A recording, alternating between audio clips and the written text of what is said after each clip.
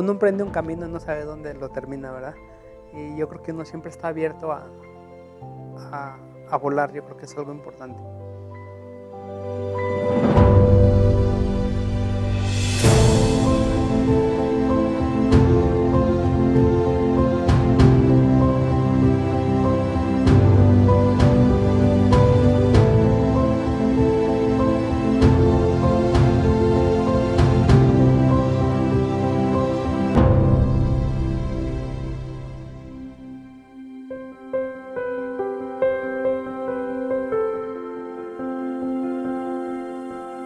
Mi nombre es Gabriel Medrano de Luna. Nací en Aguascalientes, el 3 de diciembre de 1968 y actualmente me dedico a trabajar como profesor investigador en la Universidad de Guanajuato. Yo tengo 10 hermanos, conmigo somos 11, fuimos 10 hijos en 10 años. En mi niñez pues yo viví en el barrio de la Estación, entonces era parte de la vida cotidiana ver a los ferrocarrileros en su bicicleta, yendo a los talleres, su forma de vestir, y de hecho nos regía el silbato. Nosotros al escuchar el silbato a las 6 de la mañana despertábamos para alistarnos a la escuela, y así nos íbamos rigiendo. Y mi mamá cada 3 de mayo acostumbraba a llevarnos a la Santa Cruz y presenciábamos las danzas. En Aguascalientes la danza que más sobresale es la de matlachines, y ir a presenciar esos grupos de danza, la quema en la noche del castillo, pues eso hizo que yo fuera conociendo más las tradiciones de Aguascalientes, de irlas valorando conforme iba creciendo, y creo que el que ahora me dedique a esto pues tiene sentido en esa infancia. Mi papá trabajó muchos años día y noche, uno no lo entiende de niño, pues nomás lo ve trabajar, llega y hasta hoy dice, ay, pues si a mí con 2 hijos ya me anda, ¿verdad? Ahora con 11.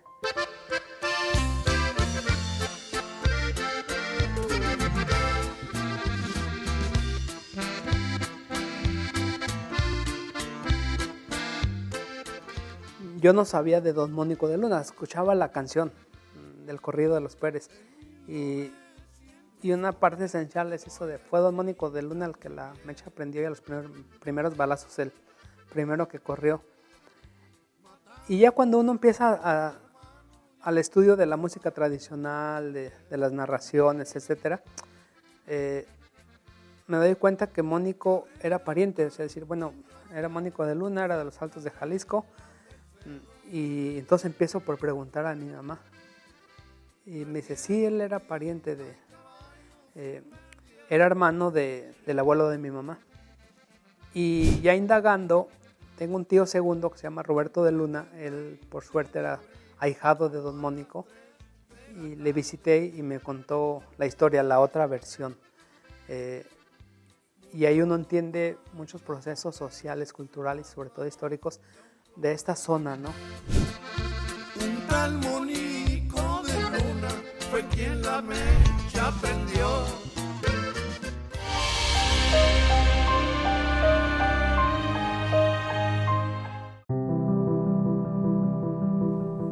Pues yo hice examen para ingeniería civil, lo pasé y entré a ingeniería civil efectivamente. Me gustaban mucho los puentes, sé que la ingeniería en México es muy interesante, es muy importante. Aquí hay grandes ingenieros, hay grandes obras de ingeniería. Y yo decía que un día yo me iba a dedicar a la construcción de puentes. Ahora hago los puentes, pero en la universidad, ¿verdad? Decliné por la ingeniería civil. La mitad del segundo semestre dejé la carrera y pues sí, ya te imaginarás tus papás, ¿cómo que dejas de estudiar? O sea, es un golpe fuerte a los amigos también, ¿cómo que dejas la carrera? Pero pues dije, me pongo a trabajar, junto dinero, compré mi mochila, trabajaba, me iba de mochilazo, llegaba hasta Guatemala, recorría cosas, y eso creo, ahí es donde yo encuentro el punto esencial, donde yo doy el giro y encuentro este otro camino, ¿no? Una ocasión sí hablé a la casa, le dije, ¿saben qué? Se me acabó la lana, si me quieren ver, pues deposítenme para el camión de regreso. Y es cuando decido pues comenzar una nueva licenciatura.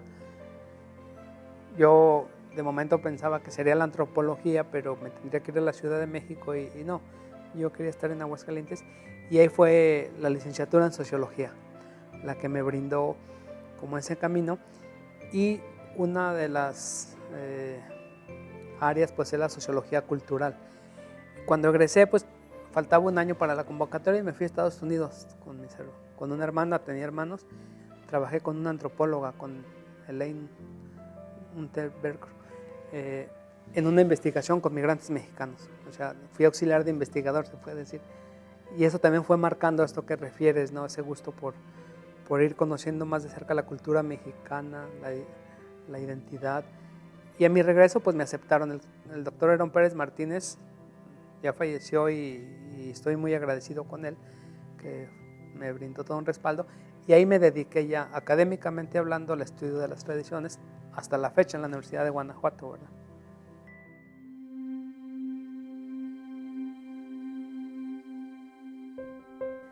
Yo estaba terminando mi doctorado y a veces no entiendo el por qué. Una estudiante de maestría le contó a un profesor de que había un trabajo en Guanajuato. Pues él ya tenía su plaza y todo, o sea, claro que a él no le iba a interesar. Es el doctor Fernando Plasencia. Yo con él tuve mucha cercanía. Es uno de los que tuve mucho respaldo durante la licenciatura. Fernando Plasencia le dice a ese estudiante, pues dile al güero, está terminando su doctorado, a lo mejor a él sí le interesa. Y me comuniqué, era el Instituto de Investigaciones en Educación de la Universidad de Guanajuato, el IEDU. Vengo a Guanajuato y me dice, pues ya, tienes el trabajo. Y yo le propuse, mire, tengo ciertas situaciones que arreglar en Aguascalientes, me interesa el trabajo, estoy dispuesto a venirme, pero ahorita no puedo, deme 15 días, deme un mes para arreglar. Y bueno, eso es lo que me trajo aquí, me esperó, y ya han pasado más de 18 años y medio, y mira. Cuando el doctor Gabriel Medrano de Luna llegó a Guanajuato, se encontró con un mundo en el que su área de trabajo necesitaba posicionarse, construirse. Creo que ha hecho un gran trabajo en desarrollar los estudios culturales desde el punto de vista de las tradiciones, un área en la que se había formado en el Colegio de Michoacán con el doctor Herón Pérez, y que es uno de los referentes principales en el trabajo sobre tradiciones en la cultura mexicana. Creo que hizo una gran labor el doctor Medrano para posicionar y mostrar la importancia que tiene el área de su especialidad. Gabriel Medrano lo conozco desde hace, a partir del 2005, lo conocí cuando yo era coordinador de Radio Universidad de Guanajuato. En ese entonces llegó con una intención que me parecía muy interesante, como primera intención, donde estaba recolectando y estaba generando esta tradición oral. Y coincidimos en ese sentido porque en la radio es la oralidad pura, ¿no? Con sus necesarios atributos de la radio. Generamos lo que fue un proyecto que se llamaba Leyenda Urbana. Y Leyenda Urbana 970 era el programa donde se empezó a construir y comenzó a aportar el doctor Gabriel Medrano varias historias del país y de Guanajuato, cuya base, cuyo sustento era que era tradición oral. Sí, el cuerpo académico consolidado de teorías estéticas tiene básicamente dos líneas de trabajo, cada una con diferentes proyectos. La primera de ellas tiene que ver con contenidos teóricos de la sensibilidad, especialmente la sensibilidad contemporánea, y el segundo tiene que ver con patrimonio y las tradiciones culturales. El doctor Gabriel Medrano de Luna pertenece a este cuerpo académico desde su fundación y se ocupa de ambas líneas. Y bueno, en ambas tiene un desarrollo importante, sobre todo en el rescate de las tradiciones. Pues Gabriel Medrano lo conocí, pues un día estaba yo con Virgilio, que siempre nos sentábamos en la terraza donde ahora es el restaurante que está en la entrada. Y entonces llegó ahí Gabriel Medrano para ver si le autorizaba a Virgilio a hacer una serie de fotografías del juguete artesanal mexicano. Gabriel se enteró que Virgilio tenía una colección de juguete artesanal mexicano hecho por el maestro Ramón Suárez y entonces le dijo que sí.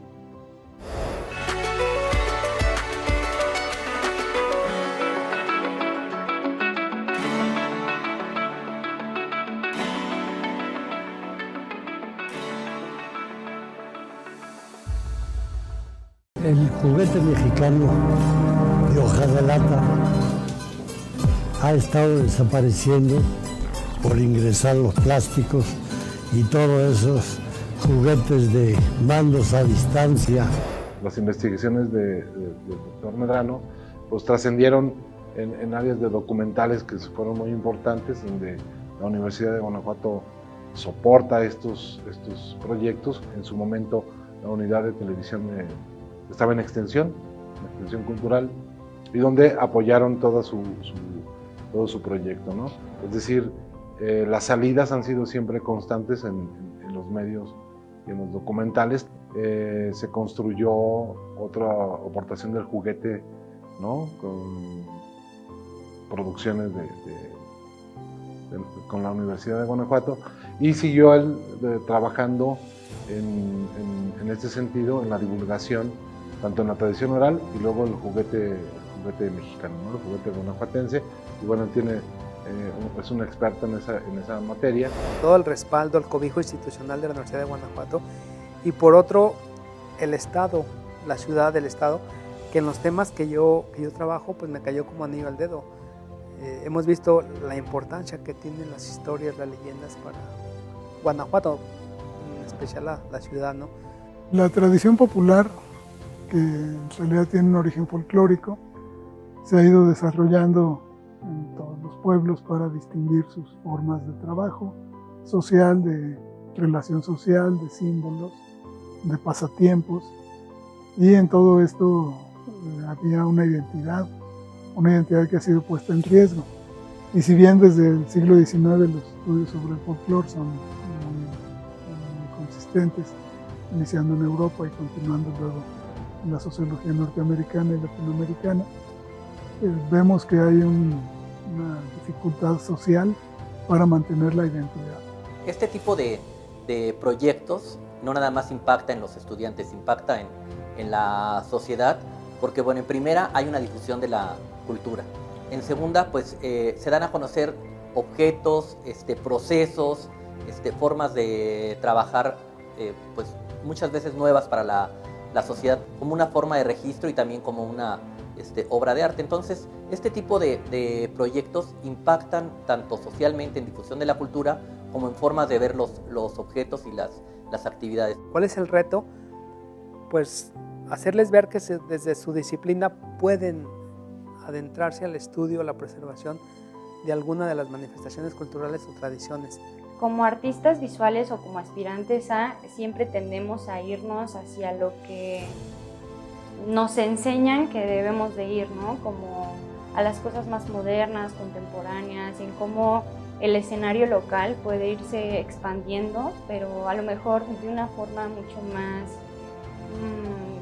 no sé decirlo, como de élite, y nos olvidamos a veces de las tradiciones, y a lo mejor lo primero que pensamos al hablar de tradiciones es en cosas que se quedan muy alejadas de lo que en realidad es, de lo que puede llegar a ser esto del juguete mexicano. Creo que puede contarnos más historias y muchos más aspectos de la cultura mexicana tradicional. Esa es la parte donde yo también enseño a mis estudiantes a que es un objeto de estudio muy importante y que se puede abordar desde la educación no formal, o sea, no desde la educación así en el aula, y yo creo que esa es la otra labor que uno está haciendo, ¿verdad?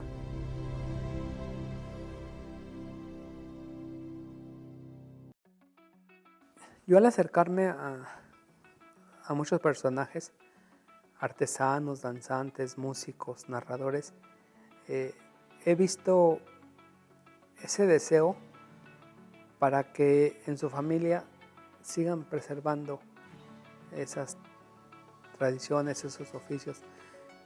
pero muchas veces los hijos se encaminan a otros intereses. Sí, creo que el trabajo profesional de Gabriel Medrano es muy acucioso, muy de fondo. Siempre está en la línea directa de contacto con las personas que realizan la cultura popular en cualquiera de sus aspectos.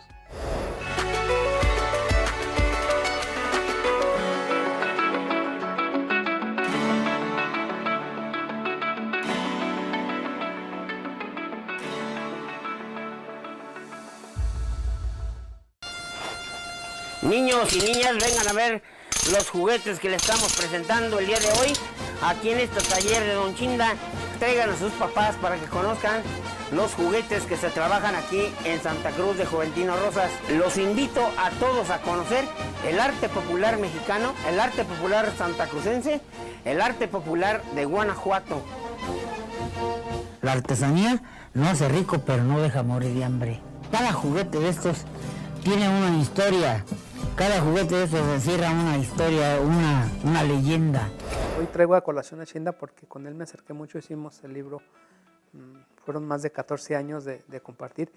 En alguna ocasión le iban a amputar las piernas, fue una situación muy delicada, por suerte no fue así, la libró, pero cuando me acerqué y ahí me empezó a contar muchas historias, yo recuerdo que él me dijo, Gabriel, me dijo la maestra Pomar que te contara. Él dejó, al menos en su oficio como juguetero, dejó mucha enseñanza a los nietos, pero todas esas historias, esas leyendas, narraciones, vivencias, pues yo ponía mi cámara y órale Chinda a contar. Fue como una terapia ocupacional, no podía caminar, tenía que tener más de un mes de reposo y entendía que las veces que yo pude ir, pues se desahogaba, ¿no? En un pueblo vivía una muchacha, tenía su novio y el novio le dijo, me voy a ir a conseguir dinero para casarnos. Sí, aquí te espero. ¿Sí me esperas? Siempre sí te espero. ¿A dónde vas? Voy a ver si duro 1 año, 2 años para conseguir dinero y ahorita vengo. Y continúa también con una reedición de lo que son las leyendas de Guanajuato y se celebra una producción que fue muy importante donde se consiguió junto con el sistema de radio y televisión un auspicio de producción por parte de Cinematografía, del Consejo de Cinematografía del Estado, y donde se realizaron 5 o 6 producciones cortos de la tradición oral, en este caso las leyendas, ¿no? Del libro de Como me lo contaron, se los cuento. Don Fernando intenta levantarse, pero se ve sumido en la negra noche de quien carece de parque para seguir apostando. La sonrisa maléfica del dueño pronuncia las palabras que lo palidecen y enfurecen. Todo lo que has perdido por lo que he propuesto. Acepto. Don Fernando está nervioso. Eso no es bueno. Os aposté y he perdido. El señor ha ganado todo lo que poseo, incluso a ti, que eres mi esposa. Escena dantesca la siguiente. La pobre mujer se desploma a los pies de su marido. Cae muerta. En España pues es donde hemos consolidado más los trabajos conjuntos. José Manuel Pedrosa, él es profesor investigador de la Universidad de Alcalá de Henares y gracias a él pues también he podido hacer esas estancias en Madrid, en la Universidad de Alcalá de Henares. Hemos encontrado también esa conexión con el doctor David Mañero de la Universidad de Jaén en España. Él tiene el corpus de literatura oral y el boletín de literatura oral. Pues mantenemos también los vínculos con la Universidad Autónoma de Ciudad Juárez a través del doctor Gustavo Herón Pérez Daniel y del doctor Efraín Rangel. Con la Universidad Michoacana pues está el doctor Jorge Amós, que hemos tenido una colaboración muy estrecha. Está la red de estudios interculturales de la ANUYER Región Centro Occidente, la Asociación Nacional de Universidades e Instituciones de Educación Superior. Yo soy el coordinador, ya tengo varios años como coordinador de la red y ahí hemos mantenido una relación muy cercana y estrecha a nivel Centro-Occidente. Hemos hecho 4 coloquios, hemos publicado 2 libros y mantenemos esas relaciones. De un tiempo para acá, pues tenemos una relación muy cercana, muy estrecha con la Sociedad del Folclor Chileno, con Ibaín El Tit, que es el presidente de la sociedad. Él me invitó a colaborar y ahora me hizo miembro de la Sociedad del Folclor Chileno. Y ahí también junto con Igor Pernaola, un compañero de Perú, pues estamos creando Fardela, es un espacio donde estamos creando una revista y ahí hicimos un coloquio, bueno, la semana de la Sociedad del Folclor Chileno, y este año lo haremos y ahí invitamos gente pues a nivel Latinoamérica, estamos consolidando esas relaciones con compañeros de Argentina, Perú, Colombia, Paraguay, Chile.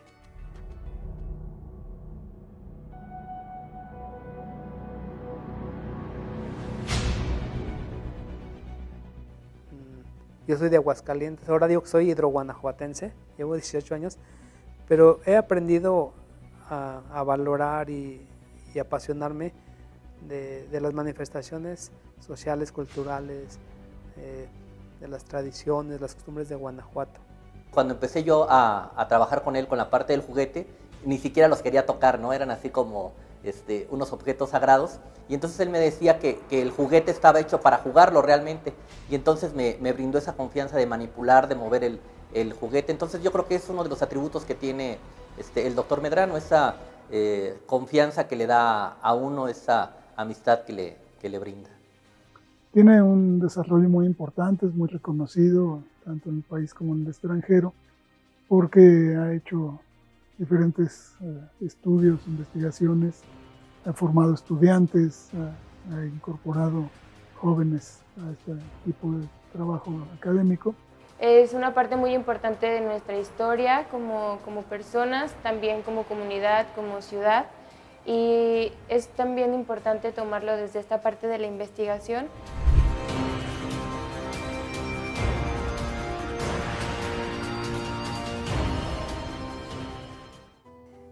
Y uno agradece, porque eso es parte también de las enseñanzas que uno va encontrando en el camino. Y uno lo único que hace es, pues, transmitirlas, hacerlas llegar a los demás, ¿no? Porque mucho de lo que yo he hecho ha sido como parte de esa historia oral, ¿verdad? Escuchar esas historias, pero cómo urdirlas, cómo tejerlas, pero sí escuchar otras voces, otros investigadores, otros textos y hacer el propio. Y eso es lo que uno pone ahora sí al público y reitero, pues yo creo que eso es algo que hemos podido lograr para contribuir. Este tipo de investigaciones donde podemos colocarlos en otros públicos y dar seguimiento a la pertinencia de la divulgación y de la extensión. Y yo creo que esa es la satisfacción, que uno ve que no quedan en el almacén, arrumbadas, empolvadas, sino que sí se han difundido y que yo he escuchado en más de alguna ocasión, hay un profesor de la Universidad de Guanajuato que hace esto. Pues ahí me da mucha alegría porque pues a final de cuentas está la institución, la Universidad de Guanajuato, ¿no? Que nos sigue brindando esa confianza y ese apoyo para que nosotros sigamos haciendo lo que creemos, lo que sabemos hacer.